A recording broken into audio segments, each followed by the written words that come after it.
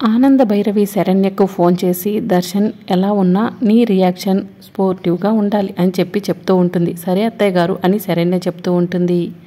రోజు ఏం చేసినా కూడా రేపటి భవిష్యత్తు బాగుండడం కోసమే, ఆ విషయం మర్చిపోకు అని ఆనంద భైరవి చెప్తూ ఉంటే సరే అత్తయ్య గారు అని శరణ్య చెప్తూ ఉంటుంది.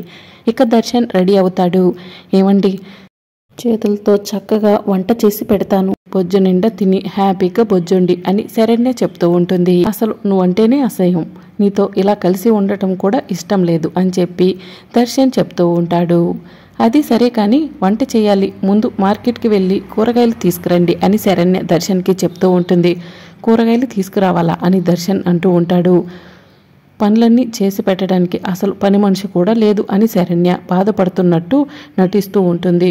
ఇక అప్పుడు దర్శన్, ఇందాకలా పని మనిషి వస్తే పని వాళ్ళు అవసరం లేదని నువ్వే కదా పంపించింది అని చెప్పి దర్శన్ శరణ్యను అడుగుతూ ఉంటాడు. అవును, కానీ కూరగాయలు ఇప్పుడు ఎవరో ఒకరు తీసుకురావాలి కదా, వెళ్ళి తీసుకురండి అని శరణ్య చెప్పడంతో దర్శన్ కూరగాయలు తీసుకురావడానికి మార్కెట్కి వెళ్తూ ఉంటాడు.